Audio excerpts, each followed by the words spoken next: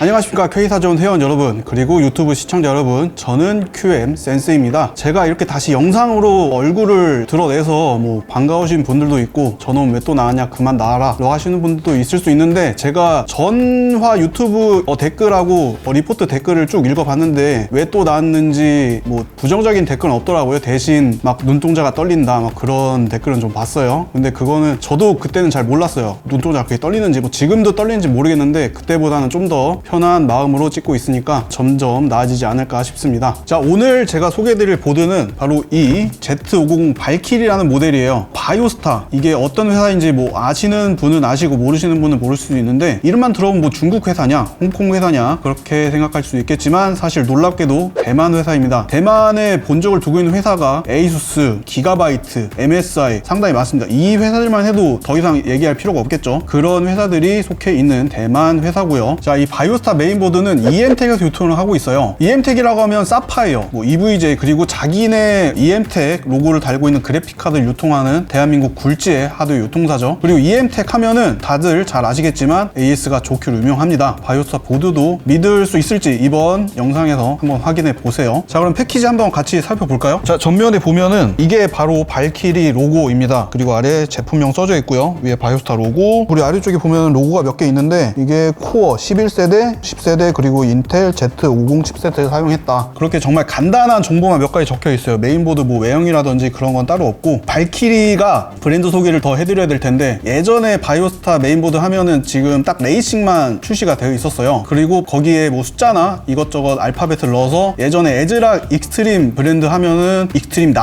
뭐 8, 7, 6, 5 그렇게 해서 등급을 한 개 브랜드에서 이렇게 쭉쭉쭉 나눠놨다면은, 얘는 레이싱 따로 있고 그 위에 발키리가 있다고 생각하시면 됩니다. 바이오스타에서도 상당히 좀 신경을 썼는지 발키리라는 이름을 단 캐릭터가 있더라고요. 저도 이거 좀 살펴보면서 몇 가지 찾아봤는데, 일단 제가 봤을 때는 이제 제 취향은 아닌데, 저는 뭐 뒤에 보시면 지금 막 영상 나가죠? 이상한 기계 같은 게 있는데, 저는 저런 걸 별로 좋아하지 않고 일상적인 그런 캐릭터들을 좋아하기 때문에 제 취향은 아니고. 자, 다시 상자 설명으로 넘어가서 한국어가 있나? 아, 그냥 사면에 Z590 발키리라는 문구만 적혀 있습니다. 한국어는 따로 없고. 그럼 뒷면을 볼게요. 상자 뒤를 보면은 뭐 간단한 메인보드 특징들이 이렇게 적혀 있어요. 하나, 둘, 셋, 넷, 다섯, 6개. 이런 특징들은 좀 이따가 메인보드 직접 열어서 설명이 드리도록 하고, 아래에는 스펙표들이 적혀 있는데, 이 보드가 어떤 CPU를 지원하는지, 메모리를 뭘 지원하는지, 슬롯이 몇 개인지 그런 정보들이 있고, 여기는 IO 포트부 구성이 이렇게 있습니다. 상자는 상당히 심플하게 잘 만들어져 있어요. 한 가지 아쉬운 점이 있다면은 이 메인보드가 어떻게 생겼는지 외형이 없다는 점, 그게 살짝 아쉽습니다. 이제 직접 까볼 텐데 지문이 묻을 수 있으니까 이번에는 장갑을 좀 낄게요. 제 장갑을 다 꼈습니다. 그럼 상자를 열어볼게요. 상자는 이쪽에서 열게 되어 있네요.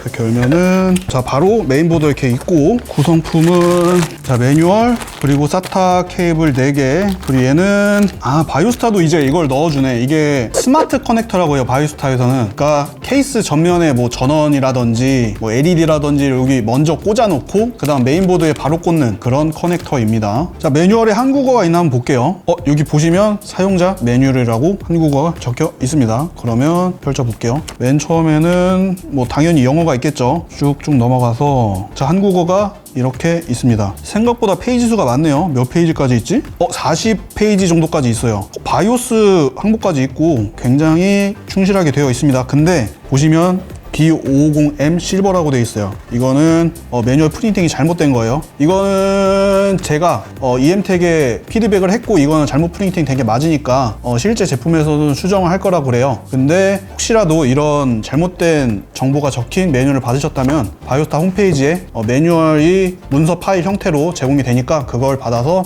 확인해 주시면 됩니다. 자, 구성품은 뭐 숫자가 적으니까 여기까지 하고, 이제 직접 보드를 본격적으로 살펴보겠습니다. 상자 안에 상자가 하나 더 있다는 느낌으로 한 번 더 포장이 되어 있습니다. 자, 뒤에 스펀지로 한 번 더 보호를 해주네요. 이건 상당히 좋은 것 같고, 자, 이렇게 보드가 나왔습니다. 보드 뭐 외형은 거의 검은색을 위주로 사용했네요. 그리고 포인트색으로 금색. 중국인들이 좋아하는 색이에요. 금색. 그리고 이건 핑크색이나 다홍색, 약간 그런 붉은색 계통으로 두 가지 색으로 포인트를 줬습니다. 보통 한 가지 색으로 포인트를 주거나 아예 포인트를 안 주거나 아니면은 회색이나 뭐 흰색이나 그런 무채색 계통으로 포인트를 주는데 살짝 뭐 한 세대 이전이나 두 세대 이전 보드 같은 느낌이에요. 일단 뭐 외형은 그렇고, 자 그러면 좀 더 자세하게 이제 들어가 보겠습니다. 중앙에 여기 보면은 얘가 바로 CPU 소켓인데, 핀이 얘는 LGA 1200 인텔 10세대랑 11세대 CPU를 지원하는 Z590 메인보드고요. 옆에 메모리 슬롯이 있는데 얘는 최대 128기가, 그러니까 단일 32기가씩 4개죠 까지 장착할 수 있는 슬롯이 4개가 있고, 여기 온보드 스위치가 있습니다. 온보드 스위치 확대를 하면은 얘가 전원이고 리셋, 그리고 시모스 클리어. 보통 시모스 클리어는 여기 IO 포트 쪽에 있기 마련인데 여기는 바로 그냥 메인보드에 바로 직접 박았네요. 이거는 뭐 장점이라도 할 수 있고 단점이라고 할 수도 있는데 저는 얘가 더 좋은 것 같아요. 그리고 여기 위에는 이거 LED 핀헤더, 그 RGB LED 스트랩 있잖아요. 걔네 핀헤더가 위에 3개가 한 번에 몰아져 있고, 아래로 내려가면은 USB 3.2 Gen 2x2입니다. 얘는 여기 옆에는 이건 3.1 Gen 1 포트, 여기서 USB 2개를 사용할 수 있고요. 그 SATA 포트는 6개를 지원하고, 여기 스위치가 있는데 이 스위치는 놀랍게도 듀얼 바이오스 스위치입니다. 바이오스타에서 듀얼 바이오스를 지원하다니 상당히 놀랍네요. 자, 그리고 얘는 LN2 스위치. 바이오스타 보드로 LN2 오버클럭을 하실 분들이 있을지 모르겠어요. 액체 질소? 냉각. 그때 사용하는 스위치고, 얘는 디버그 LED 숫자로 나타나면서 뭐 이 메인보드가 어떤 상태인지, 뭐 이상이 있으면 그 LED를 보고 문제점을 해결해 나가면 되고, 여기는 얘는 프론트, 그 아까 스마트 커넥터 있죠? 걔를 꽂는 프론트 그 케이스 핀헤더들이고, 여기는 쭉쭉쭉 USB 2.0 2개, 총 4개 전면 포트를 지원하고요. 얘는 컴 포트, 직렬 포트인데 요즘에 모드에 직렬 포트를 왜 넣은지 모르겠지만 뭐 없는 것보다 낫겠죠. 그리고 여기 끝에 있는 얘는 썬더볼트 3 확장 카드를 사용할 때 여기에 추가로 케이블 연결해야 되는데 그 케이블 연결하는 핀헤더고요. 여기 쿨링팬 3개, 얘는 케이스 전면 오디오 인아웃 포트를 여기에 이렇게 꽂아주시면 됩니다. 메인보드 앞에 보이는 부분은 다 설명한 것 같아요. 자, 그리고 이제 인아웃 포트, 여기 위에 이거는 그 와이파이 안테나 꽂는 포트고, 여기 HDMI, DP, 그 USB가 총 8개가 있는데 2.0은 없습니다. 그리고 여기 그냥 SS라고 적힌 거는 USB 3.2 Gen 1이고, 여기 SS10이라고 적힌 포트들은 USB 3.2 Gen 2예요. 그리고 여기 타입C는 USB 3.2 Gen 2x2입니다. 이거 USB 이름 두 가지인데 진짜 토 나오네. 그리고 여기는 PS2 콤보. 얘는 2.5기가 랜을 지원하는 유선 랜 포트가 한 개 있고, 여기는 뭐 다양한 오디오 잭이 있는데 광 출력도 지원하고요. 하이엔드 보드에서 지원할 만한 인아웃 포트 구성은 다 충실히 지원하고 있습니다. 한 가지 짚고 넘어가야 되는 게 와이파이 안테나 포트가 있잖아요. 근데 구성품에 안테나가 없잖아요. 얘는 와이파이를 기본으로 지원하진 않습니다. 그러니까 지원하지도 않는 안테나 포트가 왜 있는지는 제가 좀 이따가 더 설명해 드릴 거고, 그러고 뒷면을 보면 짠, 백플레이트. 하이엔드 메인보드의 거의 유일한 장점이자 특징이죠. 백플레이트가 기본으로 지원됩니다. 옆에 보시면, 그리고 보이실지 모르겠는데 이렇게 써멀 패드가 붙어 있어요. 그러니까 얘가 간접적으로 방열판 역할도 한다는 거죠. 열이 이렇게 고르게 퍼지게. 그리고 전면 거의 기판이 안 보이게 방열판도 넓게 부착되어 있고, 생각보다 많이 신경을 썼습니다. 자, 외형은 여기까지 하고, 그러면 이제 분해를 해볼 텐데, 전체 분해 말고 여기 이 방열판들 있잖아요. 방열판을 분해 보겠습니다. 까면은 M.2 SSD가 나올 거예요.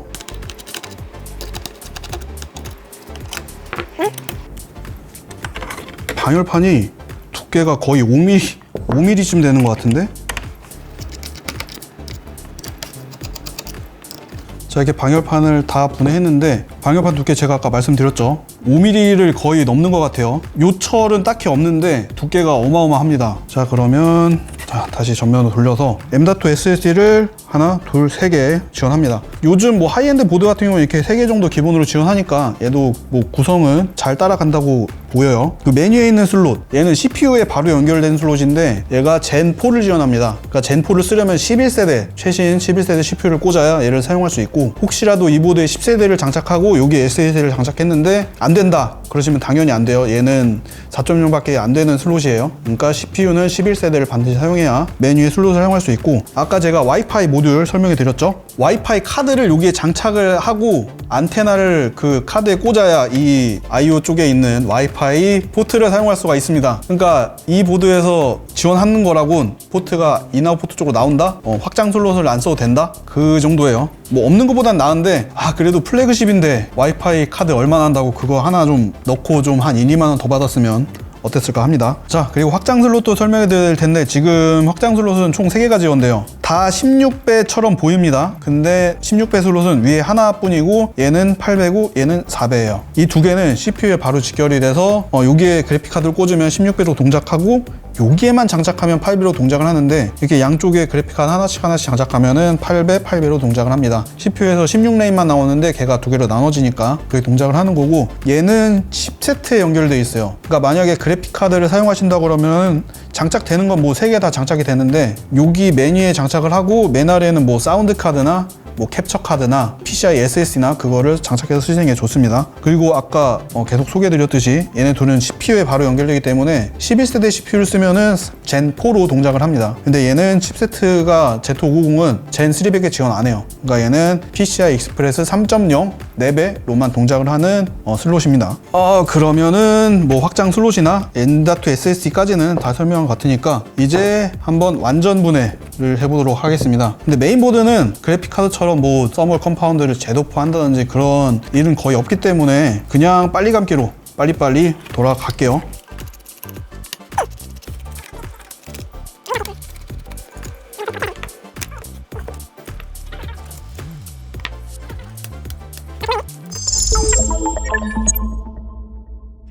자, 분해가 끝났습니다. 이거는 뭐 메인보드 기판은 제가 나중에 자세히 설명해 드릴 테니까 백플레이트를 볼게요. 백플레이트 아까 말씀드렸죠? 서멀 패드 부착되어 있고 얘는 IO 커버 넘기고 얘는 칩세트 방열판입니다. 얘도 넘기고 그리고 얘가 CPU 전원부 방열판인데 쿨링팬이 달려있어요. 이게 25mm? 두 개씩 해서 4개가 달려있어요. 보통 메인보드 전원부 방열판이라고 하면은 그냥 통짜 알루미늄에 쿨링팬도 없고 CPU 쿨러 쿨링팬이나 아니면 케이스에 있는 시스템 쿨링팬 있죠. 거기서 대류하는 패시브 쿨링 방식을 주로 쓰는데 얘는 바로 쿨링팬이 달려서 다이렉트로 시켜주는 액티브 쿨링 방식을 택하고 있습니다. 그리고 보시면은 그래픽카드 뭐 히트싱크에 주로 사용되죠. 얇게 알루미늄 핀을 만들어서 그거를 적층을 했어요. 그리고 여기 보시면은 열준도가 잘 되는 구리 재질입니다. 서멀 패드는 뭐 당연히 부착되어 있고요. 뭐 히트싱크의 단점은 없는 것 같아요. 근데 이렇게 쿨링팬이 작으면은 소음이 걱정되실 거예요. 보통 120mm 쿨링팬이 1000rpm이 넘어가면 소리가 좀 커지거든요. 근데 얘는 기본적으로 막 3000, 4000rpm까지 돌아가기 때문에 날카로운 소리가 꽤 귀를 찔러요. 그래서 걱정되시는 분들도 있을 거예요. 그래서 저도 약간 걱정이 되긴 하는데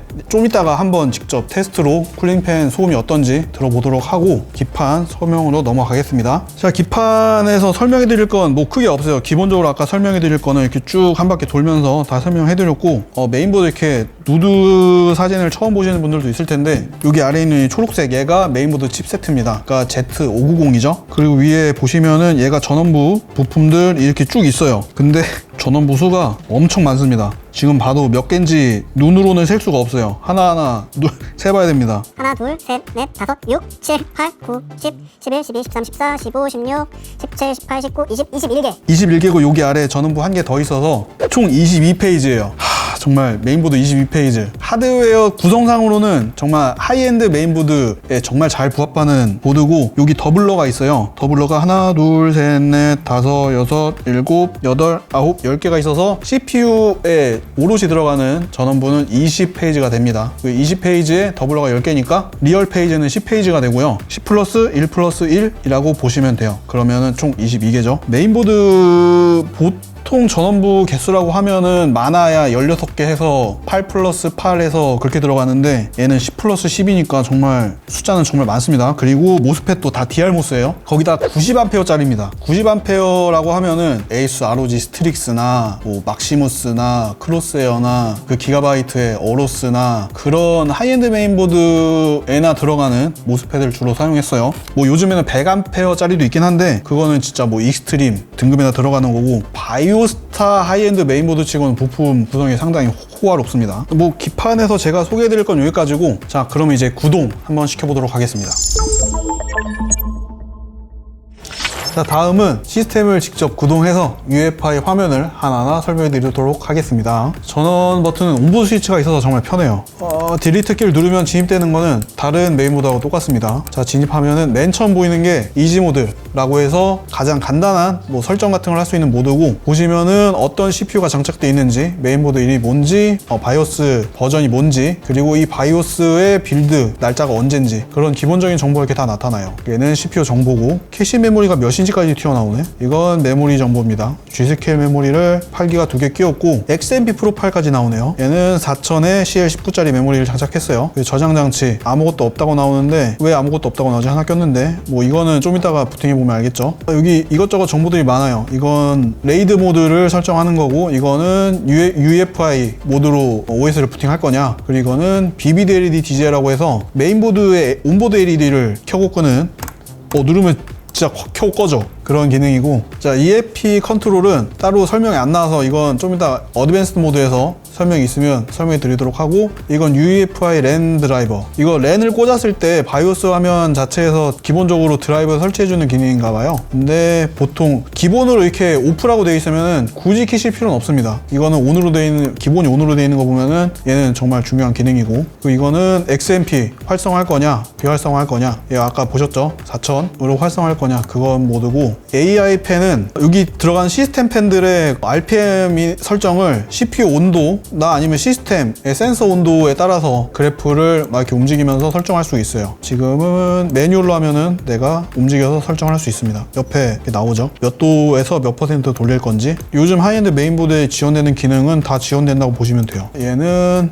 뭐 메모리 못 꼈는지, 하드가 뭔지. 여기 있네. 보시면 이게 지금 M.2SH를 꽂았는데 메모리 모양에서 M.2SH가 튀어나오네요. 이거는 USB 저장 장치, 이거는 뭐 ODD, USB 뭐 저장 장치고요. 이거는 랜은 안 꽂았으니까 아무것도 없고, 언어 설정이 있어. 보통 언어 설정하면은 한자 있고 뭐 러시아어 있고 막 그런데 한국어가 있네요. 한국어. 에너지 효율 설정이래요. 이건 키실 필요가 없겠습니다. 제가 영어를 못해서 한국어로 바꿔줘야 이해가 되네. 그러면 이지 모드에서는 정말 기본적인 기능만 지원하니까 오버클럭 설정은 여기서 못해요. 오버클럭 설정은 어드밴스 모드로 들어가야 되는데, 그 전에 먼저 옆에 있는 바이오 플래셔라는 메뉴를 누르면은 UEFI 화면에서 바이오스 업데이트를 할 수 있는 메뉴예요. 지금 제가 USB 저장 장치를 장착 안 해서 아무것도 안 나오는데, 여기서 바이오스 업데이트를 진행할 수 있습니다. 보통 예전에는 그냥 윈도우상에서 업데이트하고 막 그런 약간 구시대적인 그런 기능을만 지원했는데, UEFI 화면에서도 바이오스 업데이트를 지원하네요. 자, 어드밴스 모드를 보면은 뭐 기본적으로 위에 탭이 있고 아래 하위 항목이 나오는 거는 다른 뭐 메이저 회사 메인보드랑 크게 다르지 않아요. 한 가지 다른 점이 있다면은 오버클럭에 사용되는 메뉴들이 거의 끝에 있다는 점? 이거 하나가 차이점이네요. 뭐 배수라든지 메모리 오버클럭, 그리고 전압 설정, 그리고 이거는 전원부 설정, 얘도 전원부 설정이고요. 그 메모리, 어떤 메모리가 장착되어 있는지 는 다른 메인보드 회사들이랑 크게 다르지 않습니다. 위에 한 가지 메뉴가 한 개 더 튀어나오는데, 아까 BBD LED 끄고 켜는 것밖에 없었잖아요. 근데 얘를 누르면 거의 메인보드 장착해서 LED 설정한 소프트웨어 있잖아요. 그거에 준하는 그런 다양한 모드들이 튀어나옵니다. 지금 이거는 단일 색상이죠. 지금 파란색으로만 LED가 나와 있는데, 이걸로 하면은 반짝반짝만 거리네. 이거는 브리딩이겠죠. 컬러는 오토로 두면은 원래는 파란색 단색으로만 나오거든요. 지금 색이 사이클로 이렇게 색이 뺑뺑 돌아갑니다. 자, 온보드 LED는 칩세트 쪽이랑 여기 위에 I/O 쪽에서 LED가 나와요. 그러니까 온보드 LED도 역시 다른 메이저 회사들이 기본적으로 뭐 적용하는 부분에는 다 들어가 있다 라고 보시면 됩니다. 이런 메뉴가 있으면 굳이 메인보드 뭐 소프트웨어 설치 안 해도 LED 제어 다 되겠죠. 이거는 아까 설명해 드렸던 위에 RGB LED 스트랩 핀 헤더, 걔네 설정도 다 여기서 할 수가 있습니다. 정말 편하네요. 이거는 정말 칭찬해 주고 싶어요, 이거 LED. 자, 바이오스 화면은 그러면 여기까지만 보도록 하겠습니다. 자, 컴퓨터 부팅이 완료가 되었고요. 지금 이 화면은 블렌더라고 하는 CPU 렌더링 프로그램인데, 이거를 구동하면은 CPU에 부하가 가면서 전원부 쿨링팬도 당연히 빠르게 돌던지 아니면 현재 속도를 유지하든지 할 겁니다. 대신 CPU 쿨러도 속도 높아질 텐데, 그거는 약간 감안하고 들어주시면 돼요. 그 F11을 누르면 렌더링을 시작합니다. 방금 돌리기 시작했는데 바로 옆에 있어서 그런지 모르겠는데 약간 날카로운 소리가 들리긴 해요. 지금 뭐 그래픽카드 쿨러는 멈춰 있으니까 얘 소리는 아니고 전원부 쿨링팬 소리입니다. 이건 나만 듣긴 아까우니까 같이 들려드릴게요. 지금 소리가 들리실지 모르겠어요. 지금 이런 소리가 들어가는데 파워 서플라이가 바로 위에 있기 때문에 이 쿨링팬 소리도 약간 들어갈 거예요. 바로 옆에 라디에이터 쿨링팬도 있고 소리가 뭐라고 해야 될까요? 그렇게 시끄럽지 않은데 조용하지도 않은 그냥 뭐 그러저러한 쿨링팬 소리예요. 얘가 지금 오픈된 환경에 있고 지금 이 방이 상당히 조용한 거를 좀 감안하면은 케이스에 들어가면은 아마 CPU 쿨러 정도의 소리로 들어갈 것 같은데 아까 우려했던 것보다는 그렇게 시끄럽진 않지만 그래도 좀 아쉬운 그런 소음이 들립니다.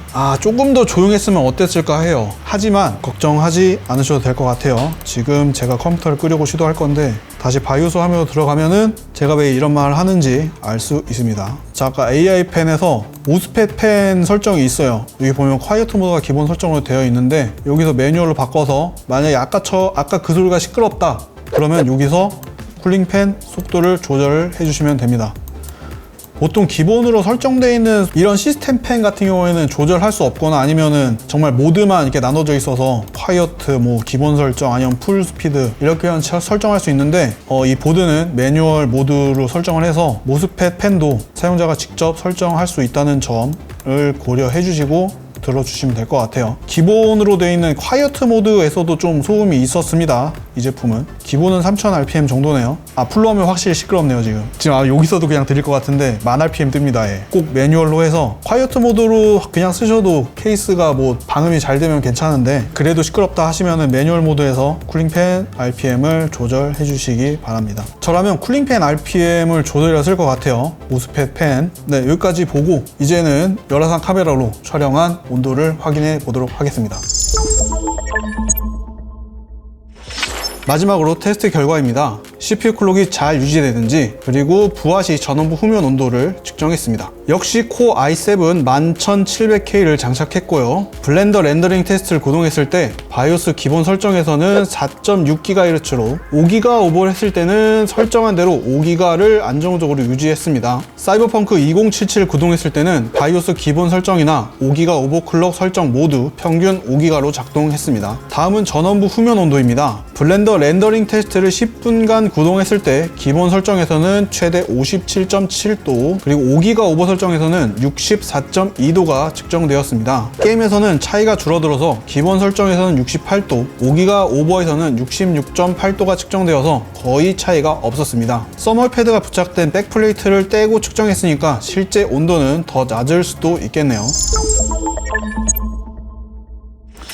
자, 바이오스 플래그십 메인보드. 자, 여러분은 어떻게 평가를 내릴지 모르겠는데 일단 제가 평가를 내리기로는 바이오스타 치고는 정말 나쁘지 않아요. 구성이라든지 전원부 부품, LED 바이오스 설정 그런 부분에서는 다른 에이수스나 뭐 기가바이트 메이저 회사들의 메인보드를 상당히 잘 벤치마킹하고 자기의 색을 잘 입힌 것 같아요. 특히 계속 강조해드리는데 바이오스 화면에서 LED 모드를 저렇게 다양하게 지원하는 것 정말 칭찬해주고 싶습니다. 자, 그리고 이제 하드웨어적인 부분으로 넘어가서 아까 보셨겠지만 온보드 LED 스위치라든지 Gen2x2 USB 3.2 기본적인 다른 하이엔드 메인보드에서 지원하는 기능들은 다 가지고 있어요. 듀얼 바이오스라든지 뭐 LN2 모드라든지 사용하시는 분은 뭐 있을지 모르겠지만 그래도 없는 것보다는 낫습니다. 이렇게 특징이 많은 보드인데 아쉬운 부분이 한 가지 있습니다. 이런 뭐 소프트웨어라든지 부품이라든지 하드웨어적인 부분보다는 저는 외형이 상당히 아쉬웠어요. 왜냐면은 바이오스타 레이싱 보드 같은 경우에는 파란색만 일단 나오긴 하는데 RGB 지원하죠. 단색으로 포인트를 주거나 이렇게 각져서 만드는데 이 제품은 곡선이 상당히 많고 뭐 이건 개인적인 취향입니다만 그리고 포인트 색을 두 가지나 줬어요. EVJ는 요즘엔 안 그러는데 빨간색만 포인트를 주고 ASUS TUF는 노란색만 포인트를 주는데 이 제품은 노란색보다는 약간 금색틱한 색하고 분홍색 같은 그런 두 가지 색상으로 포인트를 줬는데 저는 그게 약간 아쉽습니다. 뭐 한 가지만 했다면은 크게 나쁘지 않은데 전혀 어울리지 않는 두 가지 색을 넣어서 일부 사람들만 좀 포커스를 두지 않았나 그렇게 생각을 해요. 제가 뭐 한국 전체 여러분 소비자들의 입장을 대변하는 건 아니겠지만 한국 사람들이 보기에는 약간 과하다는 느낌을 받을 수 있는 그런 디자인이라고 생각해요. 차라리 저런 포인트색을 회색 계통으로 줬으면 어떨까 싶습니다. 제가 준비한 내용은 여기까지고요. 지금까지 바이오스타 Z50 발키리였습니다. 저는 QM 센스였고요. 다음에 또 볼 수 있을지 모르겠지만 다음에 또 뵙겠습니다. 감사합니다. 해와